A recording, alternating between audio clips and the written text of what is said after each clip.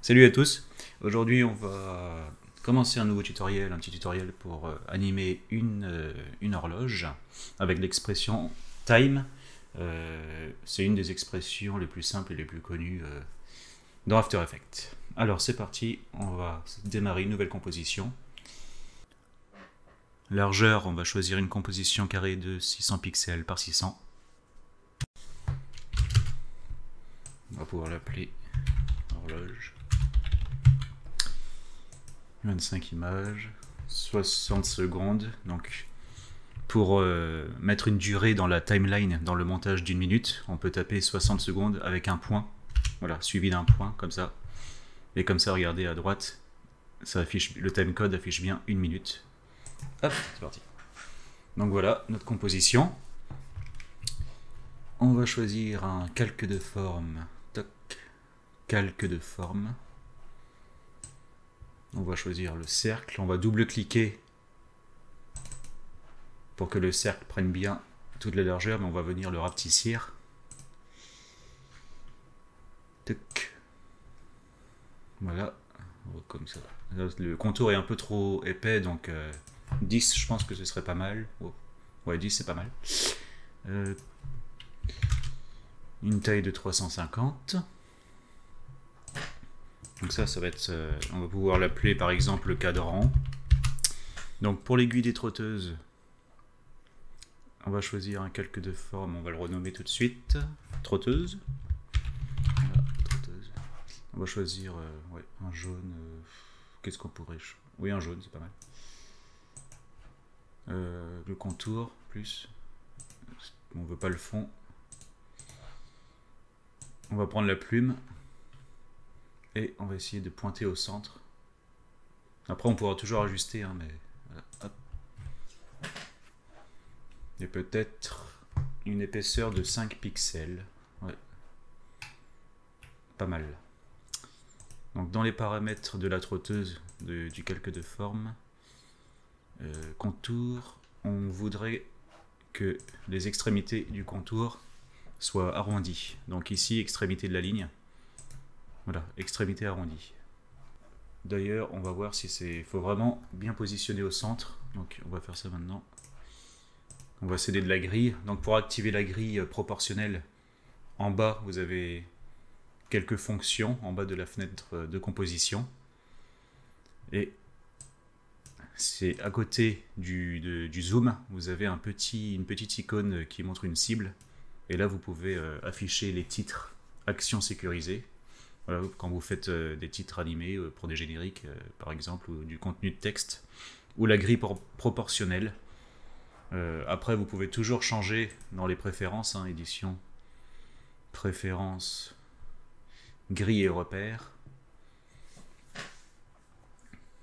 Moi, j'ai mis une grille de 6 sur 6, une découpe de 6 carreaux sur 6 carreaux. Moi, j'aime bien. Vous pouvez toujours changer ça. Si vous voulez être plus précis, vous pouvez mettre 10 sur 10 ou 12 sur 12. Donc voilà, libre à vous. Et maintenant, on peut positionner le bas de la trotteuse au centre précisément. Voilà. Alors, pour l'aiguille des minutes, on peut dupliquer en sélectionnant le calque trotteuse, CTRL D sur Windows, commande D sur Mac. On peut dupliquer ce calque, on va renommer en minutes. Et on va changer de couleur. Qu'est-ce qui irait bien? Peut-être une couleur plus rouge. Voilà.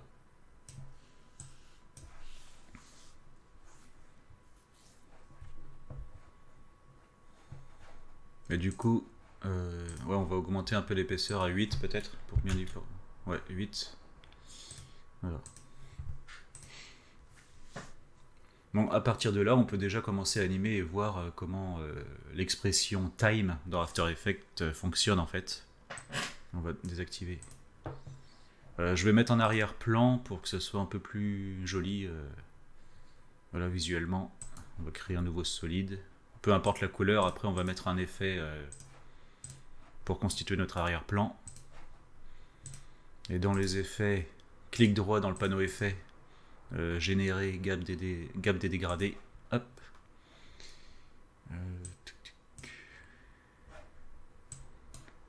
venir placer peut-être...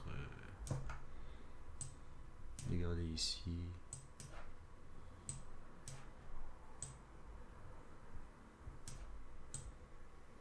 On va venir choisir un bleu foncé. Et ici, dans les blancs, hein, peut-être un bleu clair.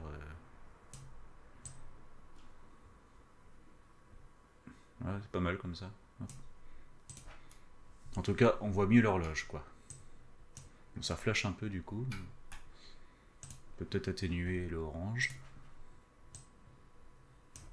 Voilà, en beige. Plus orange clair. Rouge plus... Voilà. Donc pour la trotteuse, c'est là qu'on va voir l'expression time. Donc on veut mettre l'expression sur le paramètre rotation de la trotteuse. Donc on appuie sur R sur le clavier pour ouvrir les paramètres de rotation. Donc si on voit les données qui s'affichent là en degrés, donc avec la souris si on bouge, voilà, comme ça on peut faire tourner en son centre l'aiguille trotteuse.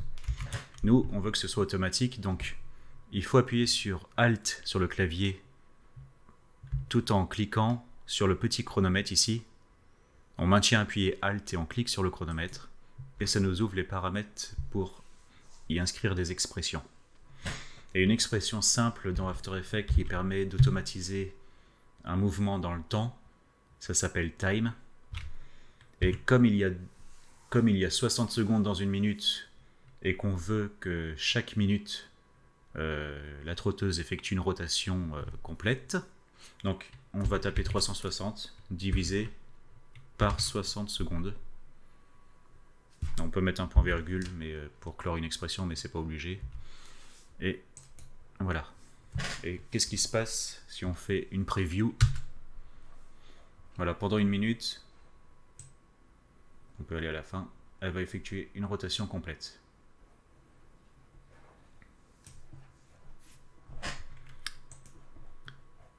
Mais on peut faire encore mieux.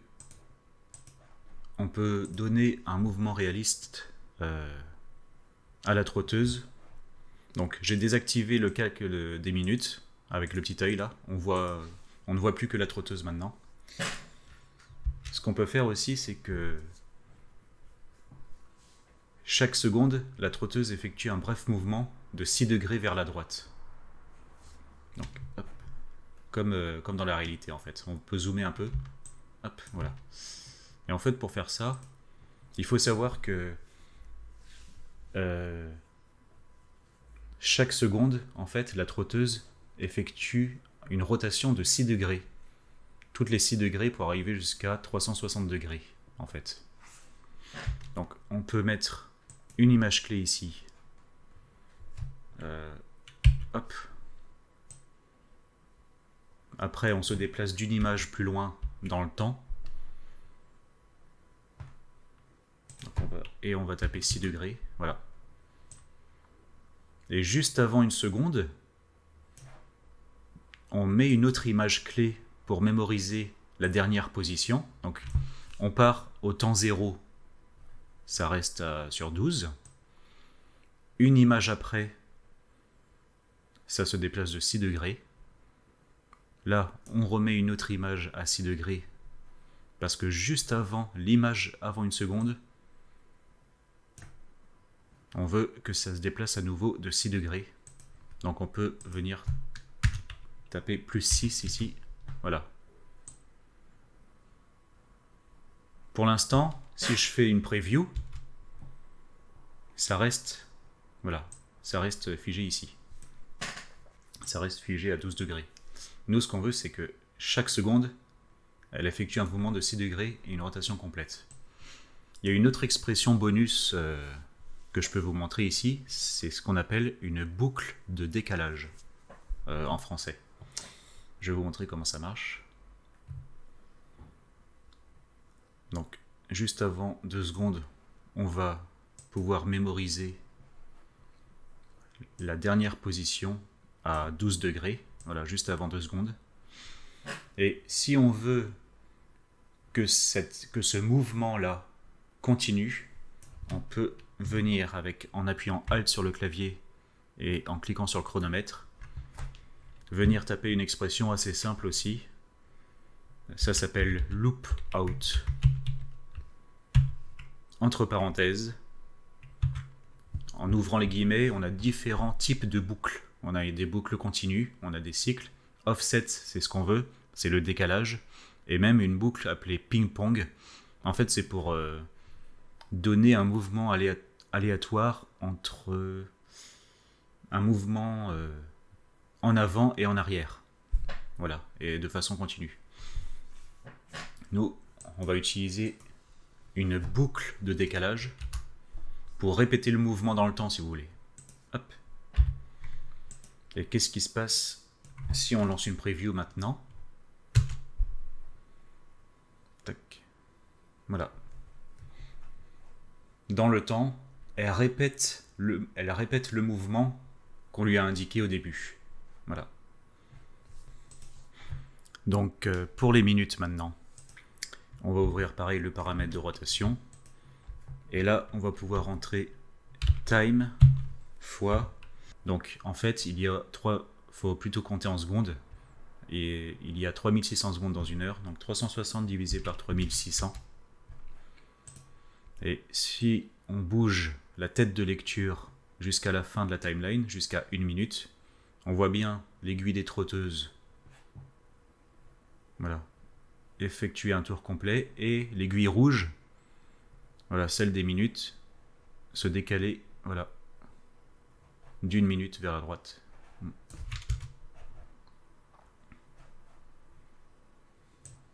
Ça, c'est pour le mouvement réaliste des aiguilles. Après, libre à vous de définir la durée des heures. Sur 10 secondes, par exemple, on peut animer 3 heures, bien sûr, ou avec des images clés. On va enlever l'expression time. Un peu pas. Alors.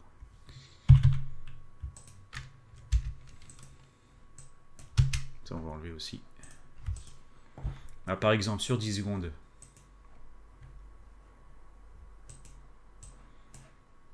on va venir cliquer dans les rotations de la trotteuse au temps 0. On va jusqu'à 10 secondes. Et à 10 secondes, qu'est-ce qu'on peut lui dire? Que la trotteuse effectue une rotation 3 fois. Voilà, donc 3 minutes. Donc ici, alors pas en degrés, mais là, dans le multiplicateur, on peut dire 3 tours. 3 tours de cadran. Donc voilà, sur 10 secondes, il y a 3... Tac. 1, 2, 3. Il y a 3 tours de cadran. Et donc, ici, sur le paramètre des minutes, s'il y a 3 tours, donc 6 degrés x 3, ça fait 18 degrés. On se déplace à 10 secondes. Et ici, les minutes vont se déplacer à 18 degrés. Tac. Qu'est-ce que ça donne sur 10 secondes? Hop. 1 minute, 2 minutes, 3 minutes. Et voilà. Bon, ce qu'on peut faire aussi avec l'effet time, on va supprimer les images clés ici. On va n'afficher par exemple que la trotteuse, c'est juste pour l'exemple. On peut multiplier une expression time par une autre expression time. Je vais vous montrer. Et en fait, ça donne un mouvement un peu d'hélice d'avion qui démarre, un mouvement d'accélération exponentielle dans le temps. Petit à petit, la rotation s'effectue, mais la rotation s'accélère dans le temps. C'est assez simple à mémoriser aussi comme expression. Donc pareil, on appuie sur Alt sur clavier et le petit chronomètre ici. On va taper time fois 10 par exemple, fois time fois 100. Et en fait, qu'est-ce qui se passe si on multiplie deux expressions time? On fait une preview.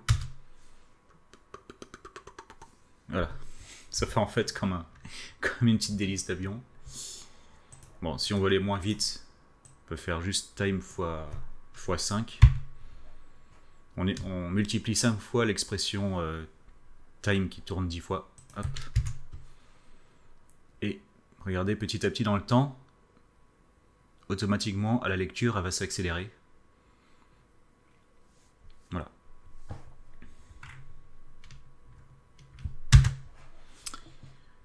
Je vais vous montrer pour finir time sur l'expression d'un texte.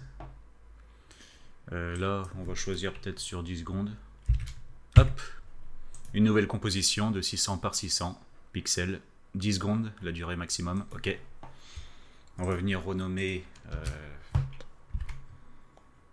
compteur, voilà.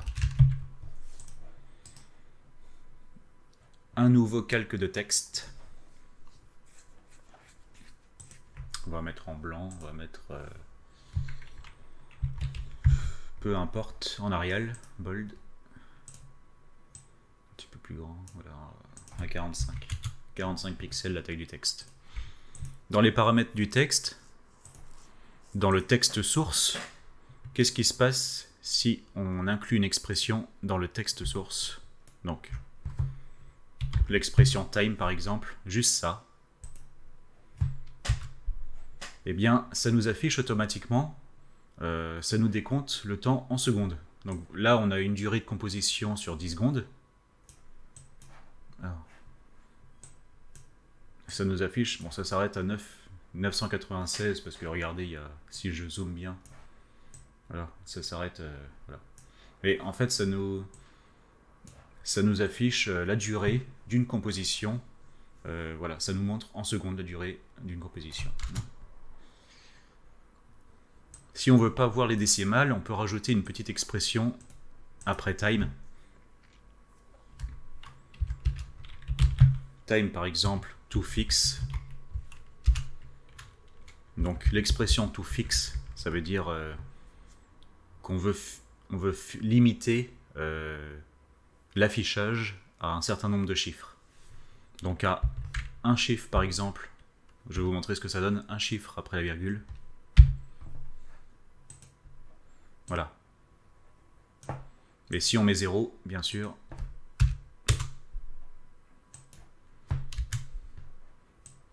on ne voit plus qu'un chiffre. Et pour finir, en guise de petit bonus, on va voir une nouvelle expression qui dans la catégorie des expressions time en fait. Mais c'est une expression un petit peu différente qui s'appelle value at time. Donc c'est parti, on va se créer une nouvelle composition. Bon, on va l'appeler décalage de forme. Voilà. Sur 10 secondes, pareil, ok. Nouveau solide, on va se créer un solide. Bon, le premier, on va le choisir, pourquoi pas orange comme ça. De 100 pixels, ouais, 100 pixels sur 100 pixels. Carré 1, c'est parti. Hop. On va venir placer ici. Et on va venir dupliquer CTRL-D. Le décaler ici, ça va être notre carré 2. Et on va choisir donc CTRL-MAJ-Y, hein, calque. Soit vous tapez CTRL-MAJ-Y ou dans le panneau calque, paramètres du solide. Vous pouvez venir modifier sa couleur. On va choisir voilà, en bleu clair, nouveau.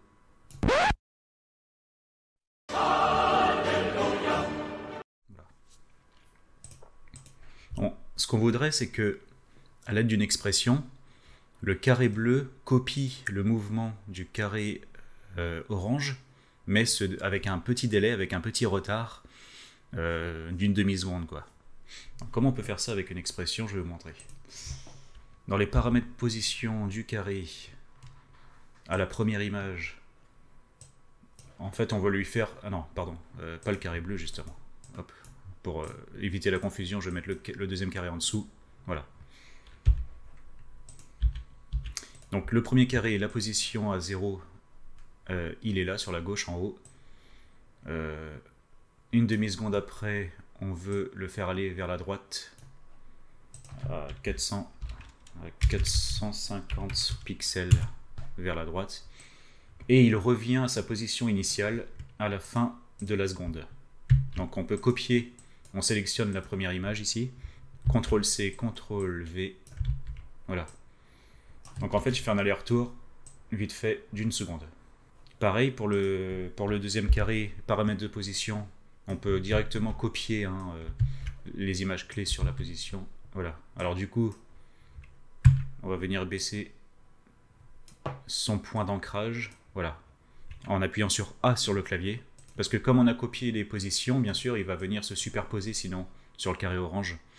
Donc pour éviter ça, on peut bouger son point d'ancrage cette fois-ci et pas sa position vers le bas. Voilà, on va le mettre à moins 200. Mais voilà, les deux carrés effectuent le même mouvement. Maintenant, ce qu'on souhaite, c'est que le carré bleu ait un petit retard. Donc comment on peut faire ça?